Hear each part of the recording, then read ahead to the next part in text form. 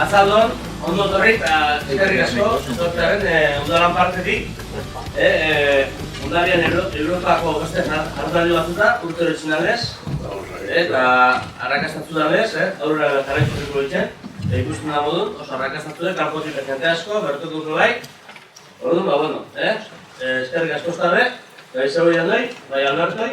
Ni esker, eta hau antolatzen daren koiko logi egontzen egitze, hon eurek egin gotu euren asantzera eta sarrerie, hartzanik zago esan dira. Eskerrik asko.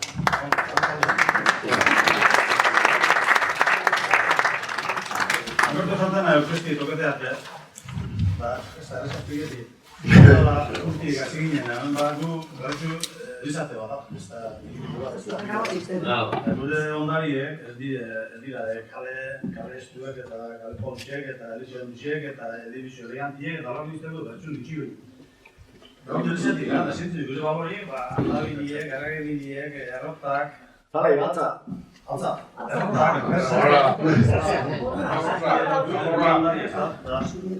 Hontaz zo zendiru bat, eta batu ginen Guillermo Ruiz de Erentzuneaz, da harek edo, hortan Alberti prendo. Egin duzen, da, zera, ekazko.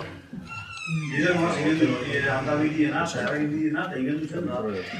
Zer bat, markin ez dut nahi baten hau, azkenak, galutzen guztik horretan, baserri danak, banan, ze sasotako dinizan, daki. Ese castellón tiene una prensa desde el siglo XVII finales. Esa no es batera, pam, nada. Bueno, pero es que suele ser todo suele, ese pincho y cruzbe, el mundo habitual iba a temer, eta basta. Hori asianiko, Jakoba rekondoaz. Porta y cruce, Jakoba beti bidu usaten, berretxun, portak itzela importantie. Guk entzun dut etxien, portetako, itxe zien, ziotzan eta bat entzun dut, baina gauzuen dihakin, bai, egin ditzela, beste egez. Jakoba, Alberti konto. Dizuten Alberto dice, Alberto, tú de esto de cortas y tal. Sí, espera. ¿Ya has preparado para hablar aquí? Alberto Santana, ciudad. Ese da telebista ez gaur egun ezagun egin, aspalditxik martxan da bena, eta bazen de berretxu maitxe da bena, zezatzen dut goitxik behera lana. Horre, Alberto.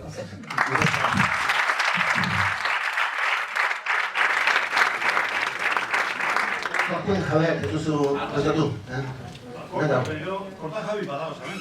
Bai. Lakardi, Olabe, beti zeizena, zera? Bukisa baso, Gartike. Urgaine.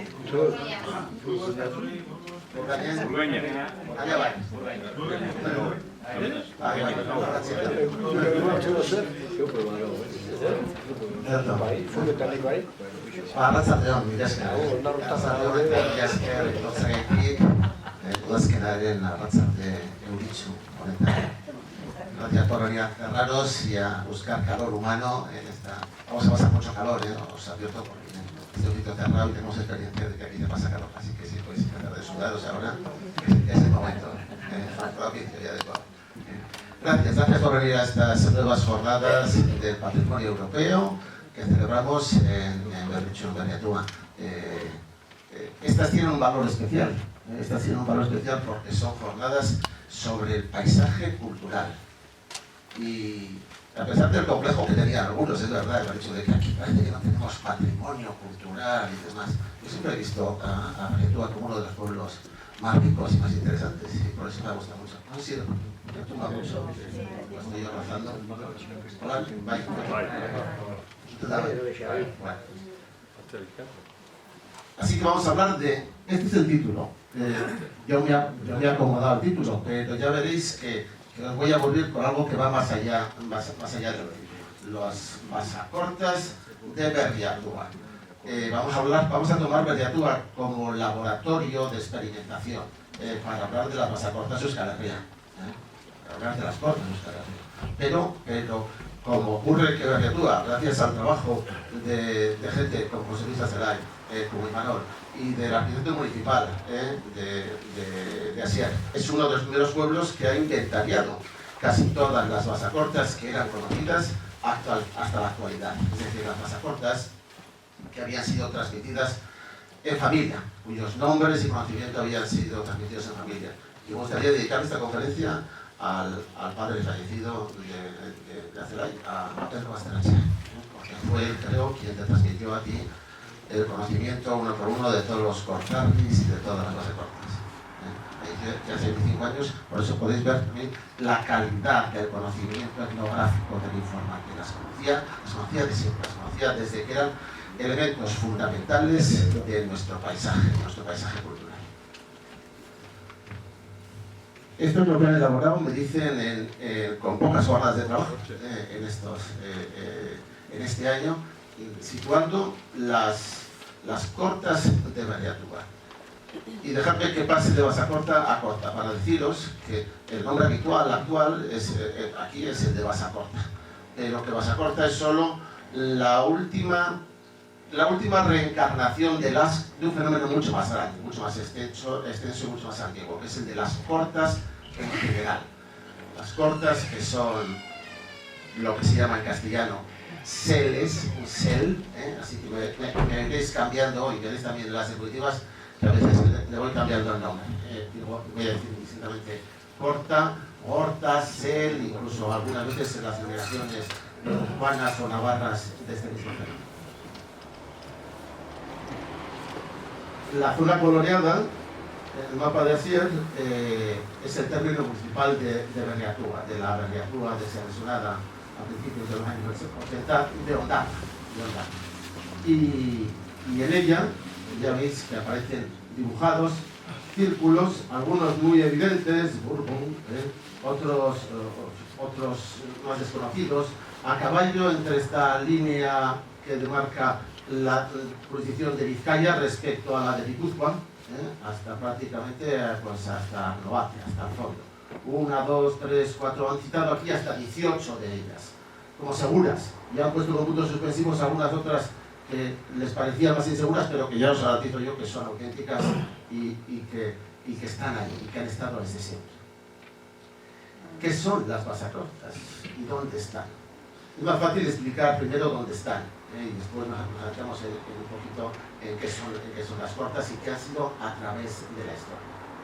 Mirad, las que hoy en día podemos reconocer, fijaros que están prácticamente todas en las mugas de Berriatúa, ¿no? En las mugas, en el perímetro exterior, y que prácticamente no se han podido reconocer o identificar muchas en las zonas internas, en el fondo de valle y en las zonas bajas de las laderas. Esto es verdad, pero es un espejismo. Los que estáis aquí, los voluntarios de Corta, los voluntarios de caseríos en Corta, sois los supervivientes de un mundo que está en extinción. Está todavía aquí, que es reconocible en el mapa, es reconocible en el catastro, en vuestros títulos de propiedad y demás. Pero es solo la puntita del iceberg de algo que fue mucho más extenso y mucho más grande. Aquí hay dibujadas hasta 24, 25 cortas en este mapa, me parece recordar. Burgo, Cordebaso, Ubisabaso, Calzacorta, Iturriño, Lelarregui, Aranzadi, Pertica, Olave, Astoriza, Ergaiz, Marquesa, que será Ligure,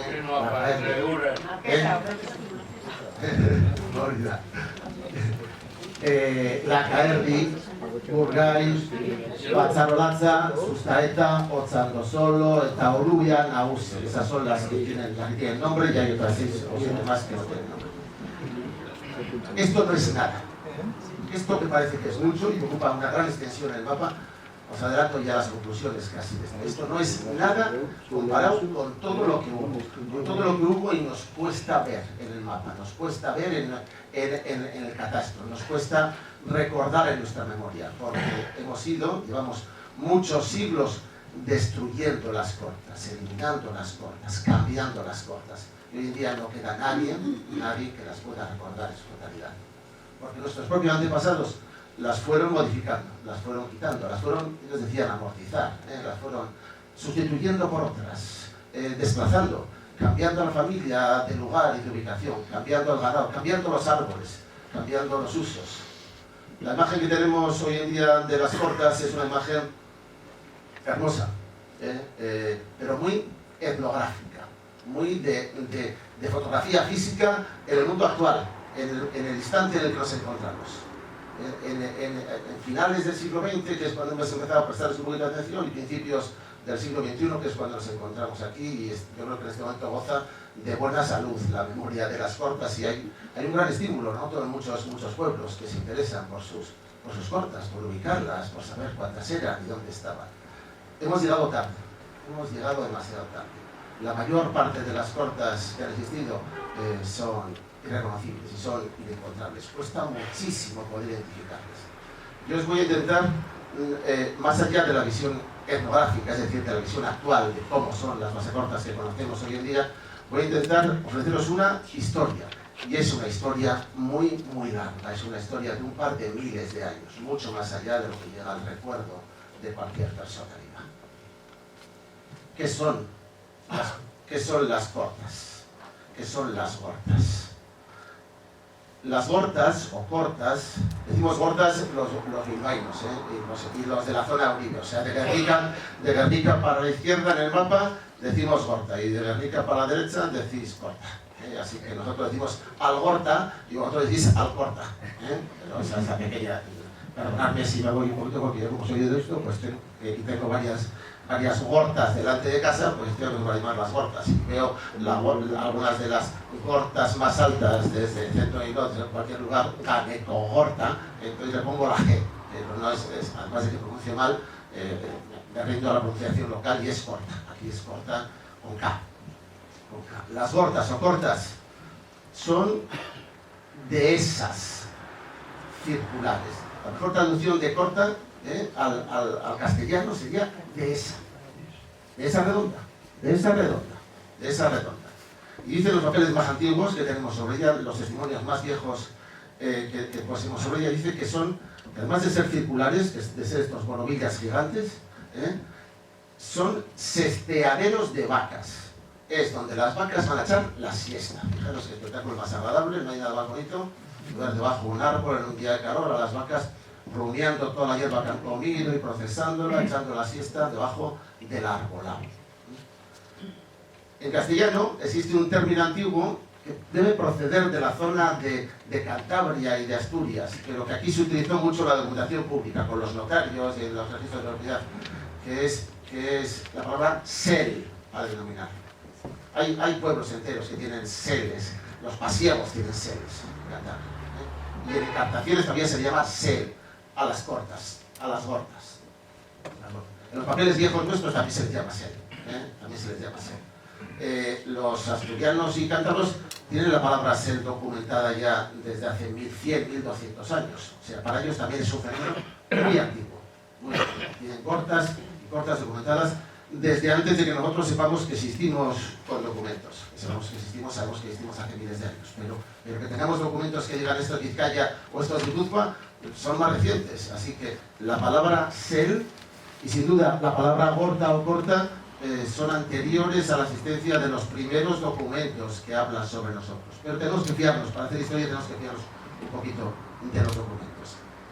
Los seles, las cortas, tienen que tener, además de su perímetro circular, además de ser unos gigantescos círculos que pueden tener o 500 metros de diámetro o 300 y poco metros de diámetro, que ya son las medidas habituales entre nosotros, tienen que tener algunos ingredientes. Esas dehesas de vacas necesitan tener agua, aunque sea una recacho pequeño, necesitan tener algo de agua. Que las vacas beban, Necesitan tener árboles para dar sombra y árboles de hoja comestible para el ganado. Cuando se le da hosto al ganado es para que cuando se ha agostado la hierba, a veces que ha habido un verano que ha sido especialmente difícil, se le da de comer hierba. Esa la comían ya en las cortas. Así que árboles, que no sean árboles pequeños, tienen que ser árboles grandes.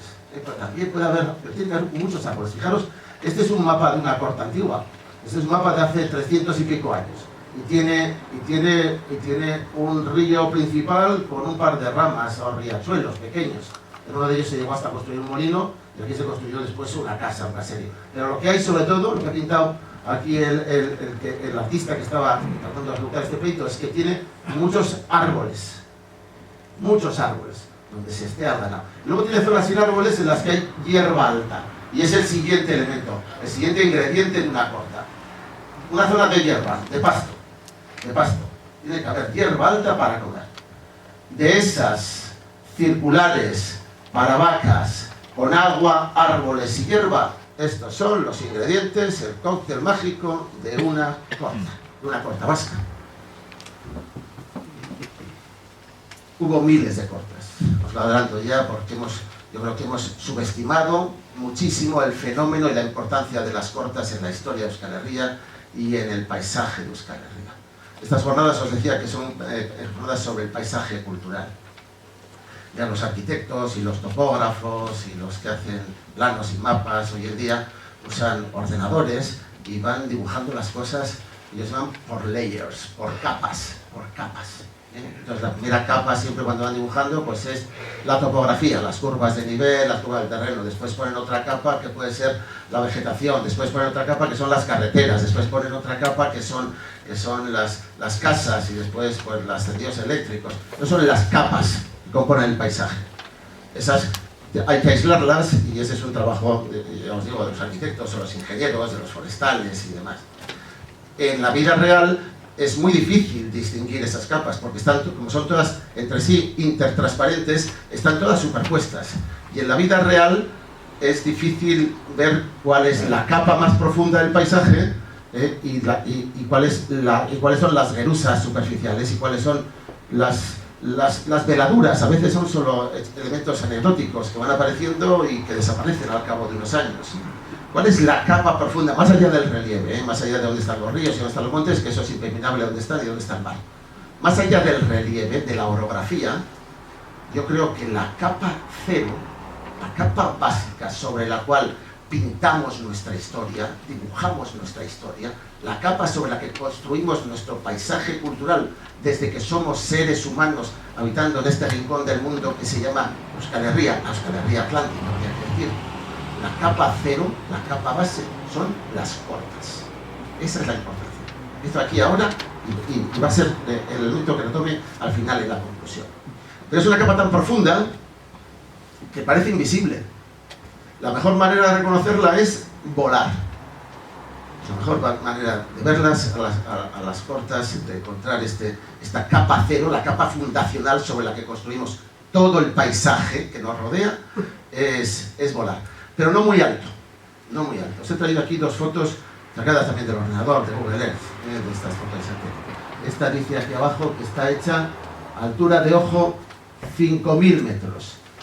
A altura de ojo, o sea, 5 kilómetros del suelo, no se ven. Si subes más arriba, casi no se ven. Hay que tener muy buen ojo y ya se empiezan a ver cosas, siluetas y formas raras. Hay que bajar. La altura perfecta del ojo para ver las cortas es entre 2.000 y 3.000 metros. A mí me tocó durante algunos años volar mucho con el helicóptero y tal, hasta el accidente de Marquina, de la Catera y después también mucho. Pero a veces solo por gusto. Le pedí al piloto, ponte a 2.000, ponte a 2.000. Se le pide pies, ponte 6.000 pies, ponte 6.000 pies. Y de repente, cuando te pones a 6.000 pies de altura sobrevolando nuestros valles, cualquiera de ellos, el Valle del Lea, el de Artibay, el Duranguesao, pero también el Butrón, el Oca, cuando te pones a 2.000, 2.100 metros en altura, el paisaje florece con formas circulares por todas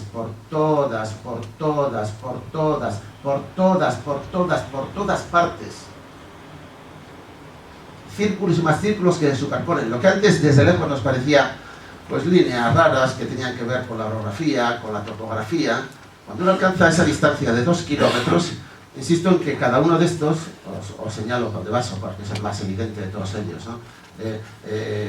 Porque está despejado y ha tenido usos de pasto recientes y se ve fácil, pero otros están tapados por muchos usos y algunos están incompletos, pero en este país nuestro lo mismo que no hay líneas rectas en el paisaje, no las hay, y si son líneas rectas es que es un cable de tensión, es lo único que veíamos desde el piloto.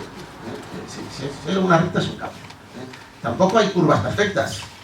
Tampoco hay aquí curvas perfectas. Nuestra orografía es rota, tortuosa, irregular. Hay barrancos, hay ríos, hay cimas que se nos cruzan por todos los lados. Y mucho más en esta zona oriental de Vizcaya, en la que las alturas no son muy grandes, las de los montes, pero el paisaje es infranqueable. Hay muchas zonas en las que es muy difícil ir, y cuando vas tienes la seguridad de que no has perdido. Estás seguro de que no has perdido. Son sitios de accesos complicados. Son sitios de accesos complicados. Bueno, pues sin embargo, cuando uno se pone a 2.000, 2.500 metros, surge el orden. Surge un orden perfecto, un orden antiguo, que nosotros no comprendemos, que nosotros, sobre todo que nosotros, personas modernas, nunca hubiéramos hecho así. Nunca se nos hubiese ocurrido la majadería de definir nuestro mundo en círculos. En círculos. Somos raros. Somos los únicos del mundo que hacen estas cosas. Las cortas existen solo en la zona cantábrica, desde Asturias hasta el Pirineo, no hasta el Pirineo central, y fuera de este mundo hay cortas, hay algún par de cortas raras en lugares extraños del mundo. En Teruel, pero es porque lo repoblaron en la Edad Media unos navarros. Fueron navarros y hicieron cortas, hicieron porovitas y estaban, pues eso, eran vascos. Y en Cuba, los hatos de vacas del primer repartimiento de 1515-1520 ya tienen demarcaciones hatos circulares, algún vasco. Algún vasco. Que dijeron, mira, tú vas a poner yo vacas, y las vacas que quieren, un borovilla. Y las hay todavía. Las he buscado últimamente en Haití, República Dominicana, que también se colonizaron casi al mismo tiempo, y alguna empezaba a aparecer por ahí. Lo que pasa es que el avión pasaba demasiado rápido y no me dio tiempo a fijarme en ellas, pero vi vaquerías altas en las zonas centrales de Haití y de Dominicana. De repente, nuestro paisaje florece desde una distancia que no es una distancia propia de los seres humanos, es una distancia elevada. Alguien vio nuestro paisaje mentalmente, desde arriba, no estoy hablando de extraterrestres. Alguien vio nuestro paisaje y pensó que la mejor manera de aprovecharlo, un territorio casi virgen, por lo menos poco poblado, era creando estas demarcaciones circulares. ¿Para qué? Para sus vacas.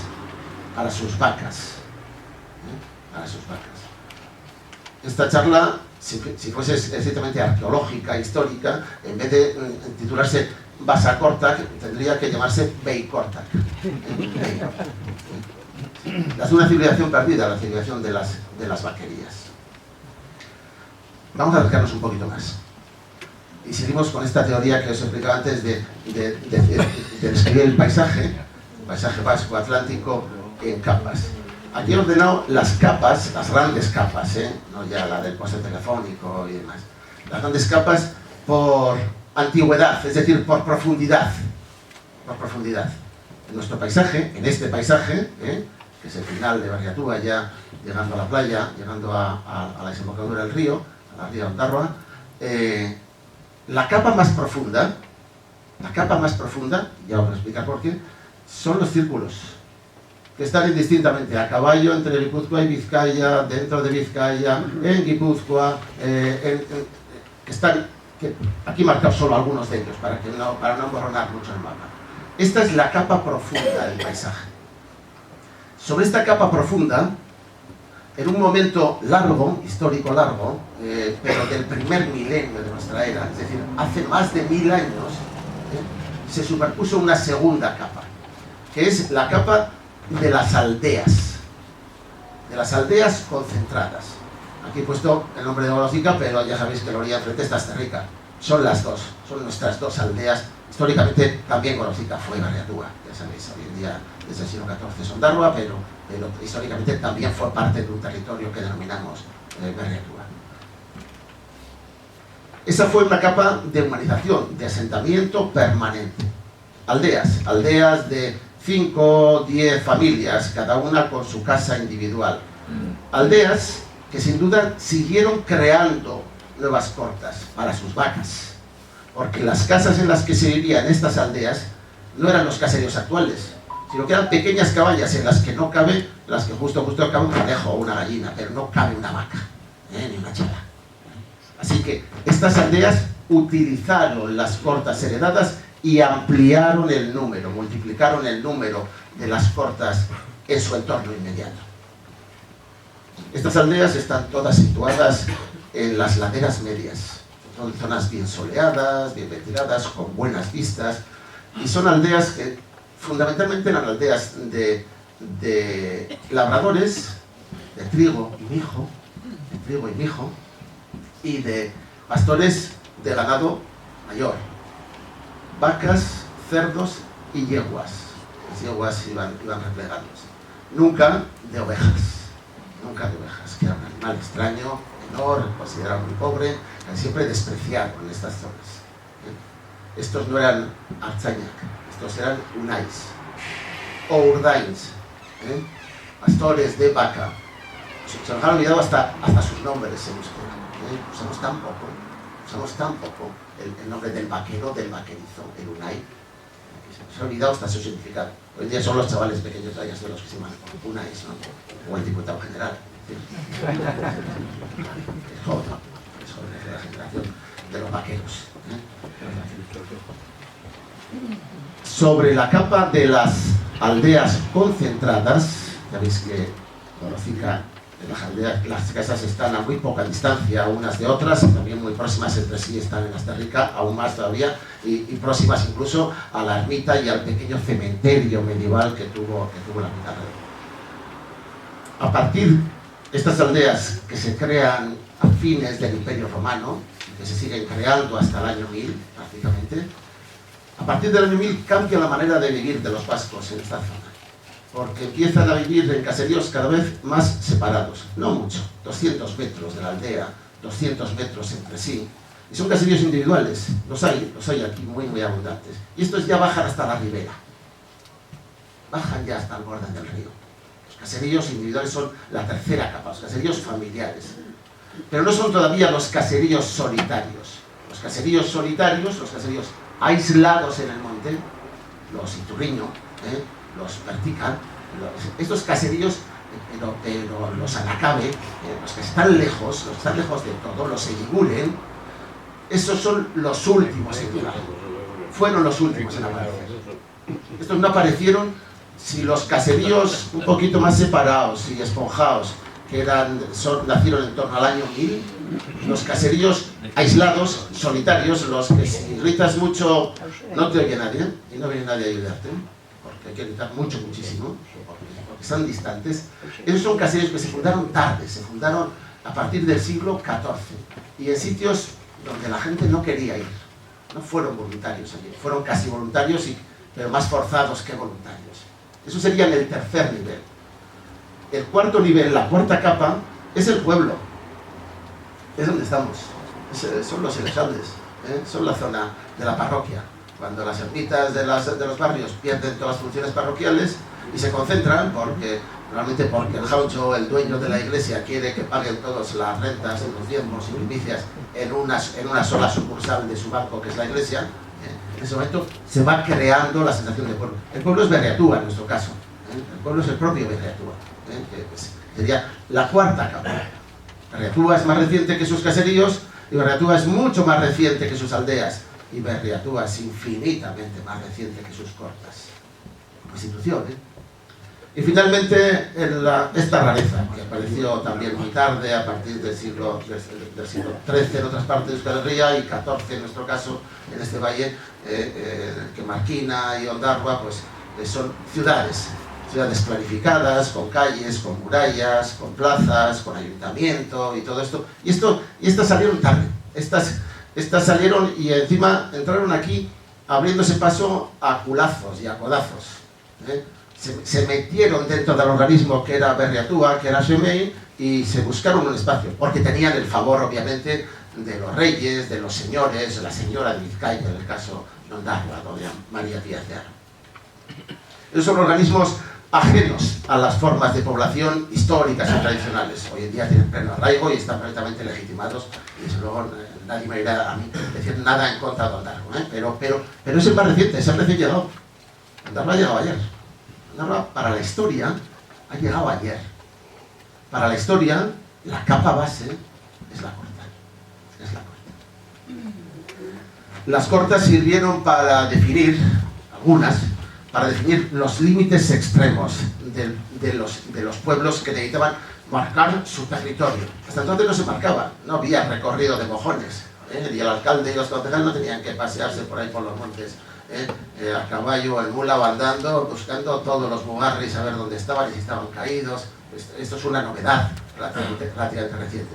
Pero se fijaban, cuando se funda en 1327 la villa, la ciudad de Ondarroa, sí que le dan unos términos y ahí aparecen nombradas las primeras cortas de la comarca. Dice, estos términos tienen estos pobladores de Ondarroa y se llaman así, y empieza a citarlos, desde Amayogana hasta el Sel de Arranoate.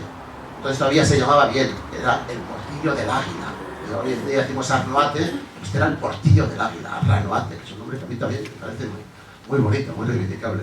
Arranoate. Es decir, Ondarroa, cuando lo fundan, a principios del siglo XIV, llega hasta Arnoate, llega hasta Mayo, incluye la Ruscae, incluye casi todo el territorio de la margen derecha de Berriatúa. Eso es lo que está incluyendo Ondarroa. Ondarroa no pudo mantener sus privilegios sobre este territorio más que ciento y poco años, porque enseguida los habitantes más antiguos de estas comarcas le dijeron que ellos ya tenían su organización, que ellos ya eran un pueblo, que ya tenían sus aldeas mucho más antiguas. Y justo consiguió quedarse con un regalo personal que le había hecho la señora de Vizcaya a Ondarroa, que es Gorosica. Esto es Gorosica. Y ya veis que a sus espaldas florecen los seres fácilmente. Como siempre, Condevaso es de los más evidentes para esta charla y seguirá apareciendo. Las aldeas concentradas como Gorosica son el modelo de poblamiento, son la unidad de poblamiento. La unidad de poblamiento no es el caserío unifamiliar, es la aldea de la vertiente atlántica vasca.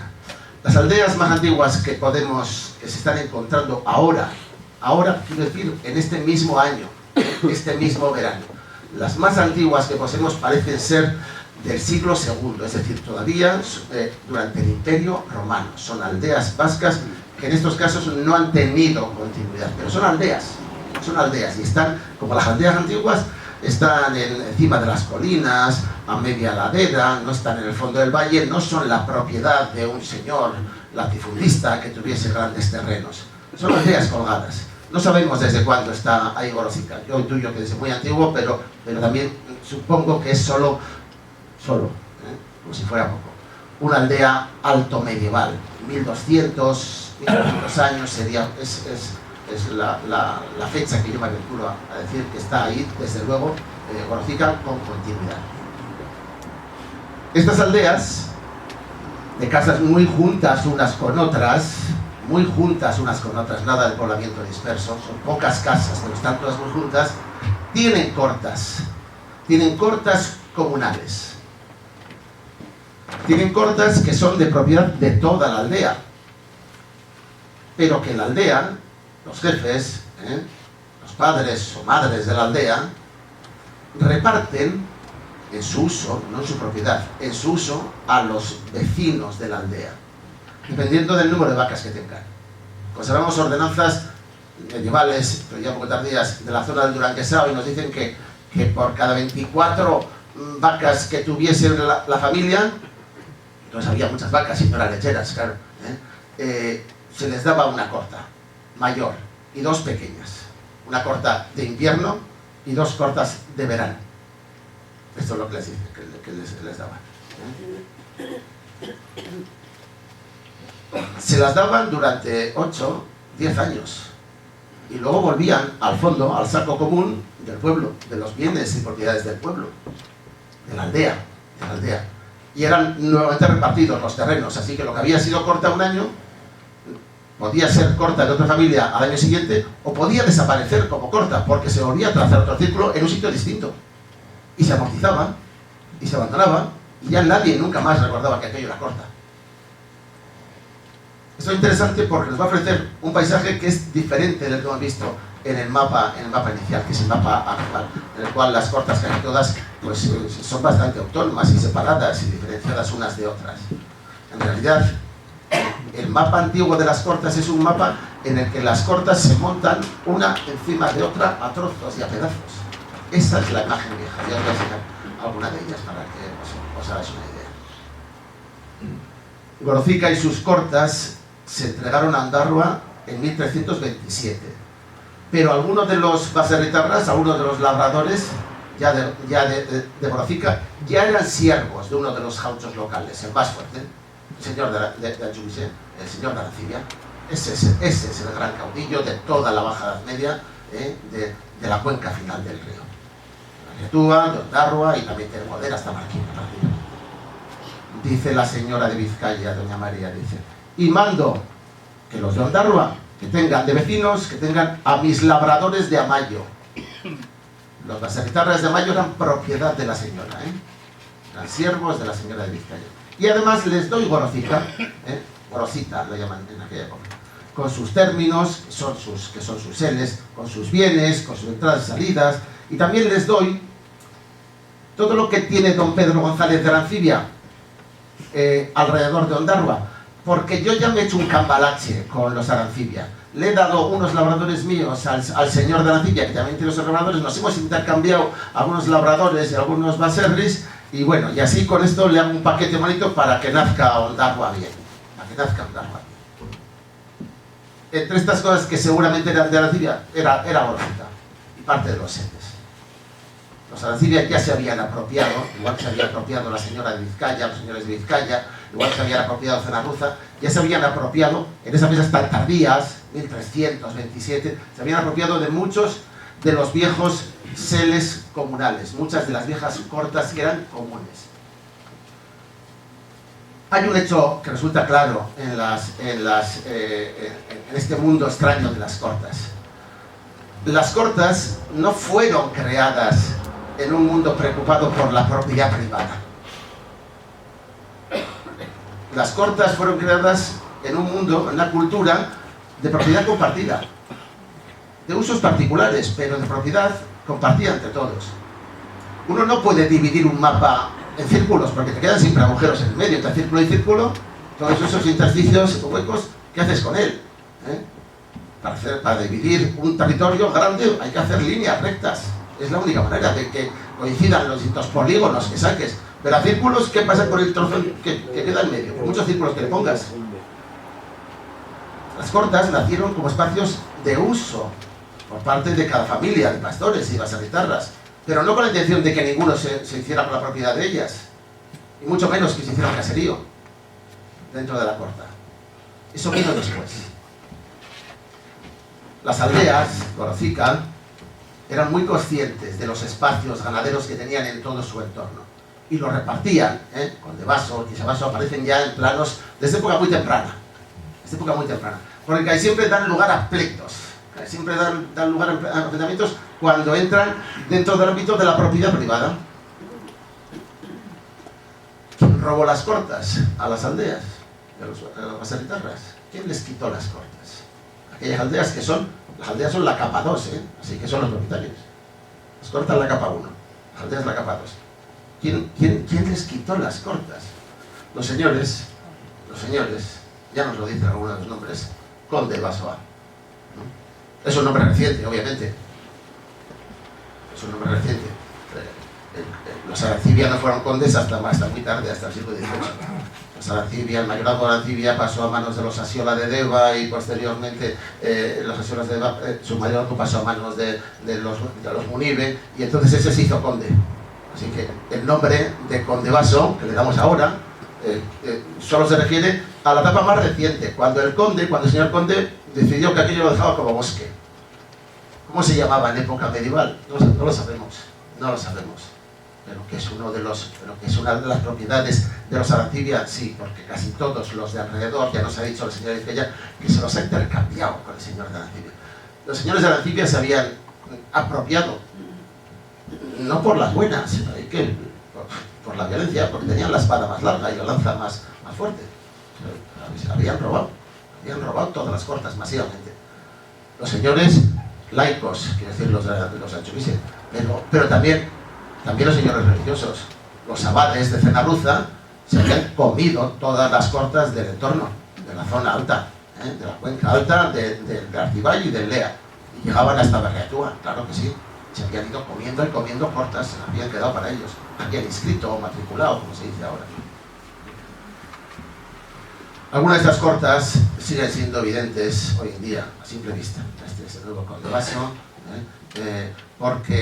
porque se han mantenido relativamente fieles al uso original para el que fueron concebidas.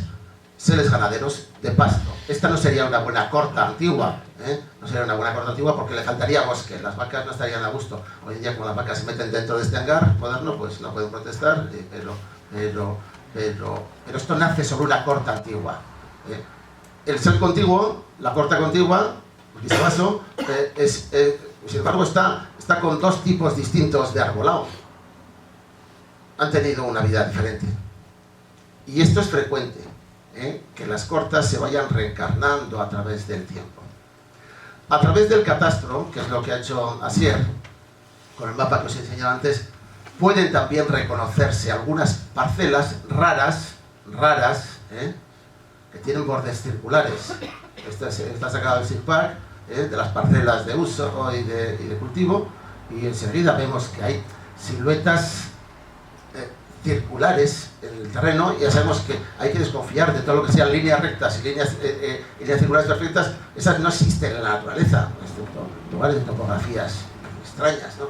Entre nosotros no existen ni círculos ni rectas, así que cuando vemos una media luna surgir por cualquier lado, tenemos que intentar completarla mentalmente, y eso es lo que hemos hecho. Y esas son las fáciles, insisto, ya son las que han sobrevivido hasta la actualidad. Casi todas las que han sobrevivido hasta la actualidad, excepto Conde Vasos y demás, es porque en algún momento de su historia fueron ocupadas por un caserío, uno de esos caseríos solitarios y aislados. Desde Asterrica pasa lo mismo, y cuando vamos a Argaich y demás, claro, empieza a cerrar. Si vamos al norte, de nuevo, Uren, el caserío quemado actualmente, enseguida se le ven fragmentos de curvas que están sobre el terreno y que son las que ha conocido el padre de Aselay, Pedro, son las que ha conocido porque eran caseríos habitados en muchos casos y preservaban el mojón central, el mojón fundacional. Así se ha construido el mapa de Asier Arruti, localizándolos a partir de las curvas de terreno sobre lugares que ya eran identificables como cortas. Pero las cortas tienen una vida propia, más profunda, más antigua. Tiene una vida y una identidad que es previa a las ciudades, es previa a los ayuntamientos, a los municipios, es previa a los caseríos, es previa a las aldeas, en muchísimos casos. Todavía en los años 20, cuando los Ondarro, por inquieto, ya estaban pugnando por ampliar su territorio y recuperar terrenos, en los planos de los años 20 que preparaba el arquitecto de Ondarva, ya enseguida se fijaba en ir cogiendo terrenos de Berriatúa, redondos, y los marcaba como terreno anexionable a Ondarroa, terreno anexionable a Ondarroa. ¿Y cuáles son? Porque son Conde Vaso, cortas. Esta con caserío y esta deshabitada, esta solo de pasto y monte, y esta con caserío estable. Las cortas tienen una identidad que trasciende a las demás capas que se le van superponiendo, o por lo menos que se transparenta. Si miramos bien, la identidad y su evolución es diferente de los propietarios, de los pueblos, de las administraciones locales, de los ayuntamientos, porque son anteriores. Un par de ejemplos para mostraros cómo son anteriores a todas las instituciones que hemos ido superponiendo sobre ellas, ¿no? Uno de los seres, yo creo que de los mejor estudiados de Euskal Herria, y está aquí Javi Castro, que es autor de un bonito artículo en la revista Deba de hace unos años, ¿no? Este es el de Burgoa, de Burgu. Está casi a pico sobre el mar, encima de la playa, y tiene la peculiaridad de que está en medio de las jurisdicciones de Vizcaya y de Guipúzcoa. La mitad del SEL, de la corta, no del caserío, de la corta, está en Vizcaya, Y esto da lugar, como siempre, pues a pleitos. Os traigo aquí uno de ellos con mapas antiguos en los que en rojo, no sé si está el cursor, bueno, en rojo aparece la jurisdicción de la provincia de Guipúzcoa y en azul la jurisdicción de la provincia del señorío de Vizcaya, del señorío y la provincia, que es como se llamaban históricamente. La provincia de Guipúzcoa tiene una historia con orígenes desde la Edad Media, el señorío de Vizcaya también, pero cuando fueron delimitando sus bordes, sus fronteras, se encontraron con que había zonas en las que a ellos les parecía muy lógico ir por toda la cresta del monte prácticamente hasta el agua. Les parecía lógico, las divisorias de agua es lo que se ha hecho. Hacían los reinos también, o sea, pues entre España y Francia, por el medio los Pirineos, y que haya un reino como Navarra pues que está en ambas vertientes de los Pirineos y que es preexistente a España y a Francia, pues no les importaba. Pues aquí algo parecido. Aquí está algo parecido. Bueno, pues nuestra Navarra. Es nuestra Navarra preexistente a Vizcaya y a Guipúzcoa. Es anterior, es una ocupación que está creada antes y al margen, indistintamente, de las fronteras territoriales entre provincias o entre territorios históricos. Ahora, los seles, las cortas, pertenecen a un mundo sin fronteras. Son los últimos herederos de un mundo en el que no había fronteras administrativas. Nos hablan de un mundo pasado, de un paisaje pasado en el que no nos sentíamos vizcaínos, en el que no nos sentíamos... Estos son algunos de los apuntes de trabajo de campo que yo lo que hizo Josu de Avide, tú mismo, mientras eso es. Bueno, pues y aquí he pintado simplemente la raya entre Vizcaya y Guipúzcoa, del mismo grupo. Y el enorme trabajo que se tomaron los etnógrafos recorriendo todos los mojones perimetrales para identificarlos. Este es un ser que dio problemas y hubo que amojonarlo repetidamente porque la gente, los administradores cerriles que venían de Donosti o de Tolosa y los que venían desde Bilbao no entendían cómo. Le preguntaban a la gente, pero ¿tú dónde estás? ¿Tú qué eres de Vizcaya o de Guipúzcoa? Digo, pues yo soy antes. Arreglad vosotros, yo soy antes. Este de nuevo es uno de los seres que se había quedado el conde, que acaba en el conde y que lo conocemos sobre todo por la documentación que ha mantenido el conde. Pero el conde también se lo había robado. El conde no sabía decidirse. Y menos mal que no era una porción de terreno grande, porque hubiese pasado lo mismo que pasó con esas porciones de territorio que eran de propiedad privada antes de las administraciones provinciales. Treviño, Villaverde de Trucíos, pues que se lo quedó adjudicándoselo a la provincia en la que vivía el dueño y extrayéndolo del territorio natural en el que se encontraba, violando la propia historia del paisaje, violando la propia historia cultural del paisaje, que es un paisaje sin fronteras.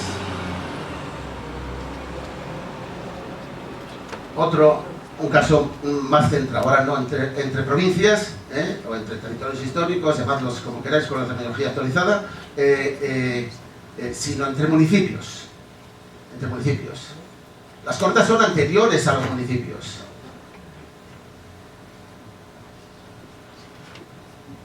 Astovitza está vacío, yo creo, el caserío desde hace pues, casi 40 o 50 años ya ha caído. Una pena, unas grandes pérdidas. Pero este es uno de los que mejor conocemos históricamente. No tanto en su realidad actual, con cada uno de los mojones, no está tan explorado en la actualidad, pero este es uno de los que tenemos mejor documentado a través de la historia. Hace muchos años que oímos hablar y hablar de Astovitza. Hace 600, 700 años ya sabemos lo que pasaba en Astovitza. Astovitza está justo en la esquina sudoccidental. Es la última muga hacia el oeste del territorio de Berriatúa. Y ahí, pues, si os habéis fijado en las imágenes primeras, las del mapa grande, ahí el territorio de Berriatúa, que es bastante regular, tiene una verruga redonda. Viene aquí la muga, esta línea de puntos, esta es la muga con marquina, esta es la muga, y sigue por aquí. En vez de cruzar de aquí a aquí, que sería lo lógico, ¿no? Esta es la carretera que sube a Villoy. Bueno, pues esta verruga se crea como territorio jurisdiccional de Berriatúa para englobar una casa que era un vecino histórico de Berriatúa, que era el que vivía en Asturiza, las personas que vivían en Asturiza. Y se adjudicaron, tuvieron que decantarse entre 3 municipios, entre 3 pueblos distintos. Aquí pasa otra frontera entre pueblos distintos. Es aquí un Treviño, un Trifini, un lugar de tres bordes al mismo tiempo. Y en ese lugar es que resulta que desde hace mucho tiempo hay una corta.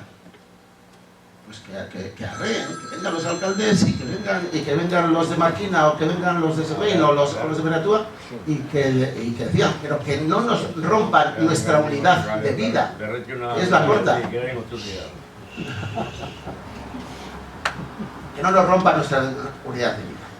Asturiza es bien conocido porque es un buen ejemplo de cómo se fueron apropiando algunos señores privados de los bienes comunales, cómo se fueron quedando con los bienes comunales.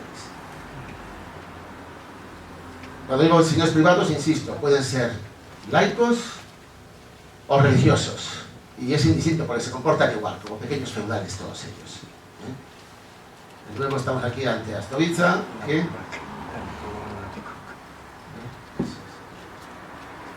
quien se apropió en este caso de Asturiza, de la corte de Asturiza, fue Zenarruza. Fue la abadía de Sigorcha. Fue la abadía de Sigorcha. Y hizo una cosa que en aquella época era novedosa. En vez de tener vacas a lo loco, ahí en el monte, y mandar un pastor que las cuidase de vez en cuando, decidió colonizarlo permanentemente. En vez de que vaya un pastor rondando por los montes donde tiene vacas, yeguas y cerdos, la abadía decide poblarlo.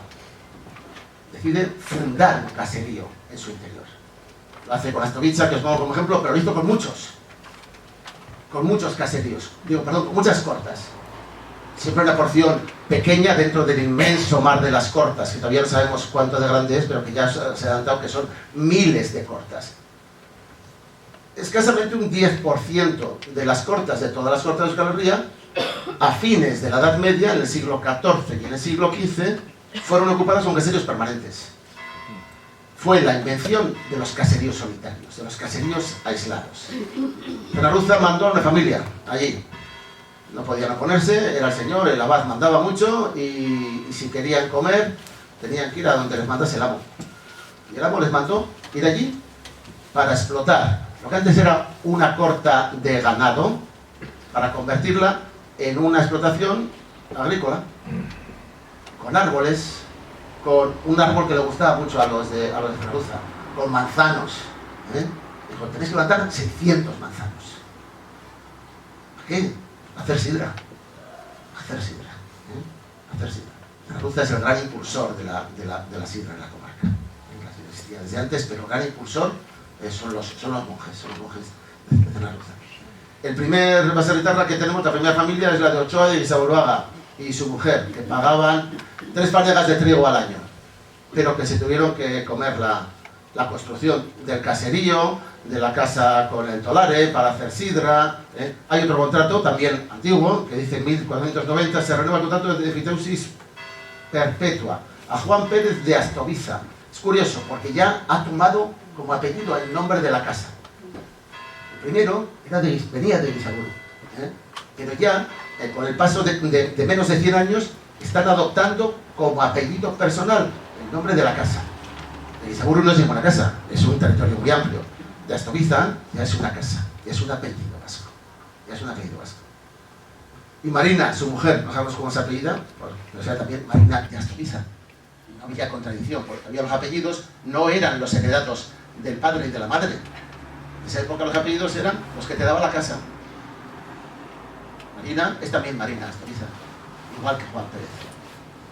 Dice, con las casas y con los lagares. ¿Y qué demanda que cultiven? Dice, pan, trigo, y mijo, misoa, y árboles, y prados, y pastos, y elguerales, y aguas corrientes. Y no le sube la renta. 3 panegas de trigo anuales. 3 panegas de trigo anuales. Esto es un hecho generalizado. Son más ordenados los curas a la hora de explotar los seles. Son más golosos a la hora de apropiarse de miles y miles de seles, pero lleva la administración mejor. Son menos ávidos que los gauchos feudales, que los señores feudales como los de Arancibia. Estos quieren ordeñar la vaca entera el primer día y no les importa si se muere. Y quieren pillarlo todo, tan pronto como puedan. Las propiedades de los señores feudales en la cuenca baja del río son las de este señor, el señor de Arancibia. Por eso no es raro que tengamos conde Echeverri, conde Pasos, luego se hicieron condes, ya muy tardíamente se hacen condes, se apropian de muchísimos por la fuerza, pero también ellos en el siglo XIV y en el siglo XV, para aprovechar mejor todos esos seres de vacas y de cerdos, les cambian de modelo de explotación. Y también el conde, Arancibia, antes de ser conde, dice: voy a mandar, vas a gritarlas, voy a mandar a unos aldeanos, a unos siervos míos, y les voy a mandar ¿a dónde? A la punta del monte, a la punta del monte, a Burgo, a Burgoa, a Pertica, a Torrino, hasta allá les voy a mandar, y que empiecen a poner frutales, y que empiecen a poner trigo, y que empiecen a plantar en sitios donde, honestamente, casi ningún labrador tradicional hubiese querido meterse a esas aventuras de plantar, en pendientes pronunciadísimas, en sitios muy venteados, habitualmente sitios que son de mucho viento, son muy expuestos, son parcelas difíciles, son también las primeras que se han abandonado, son también las primeras que no se han recuperado, que en muchos casos algunas de esas fundaciones de caseríos son tan expuestas, son tan arriesgadas, que no son viables, y solo mientras dura la presión de la bota del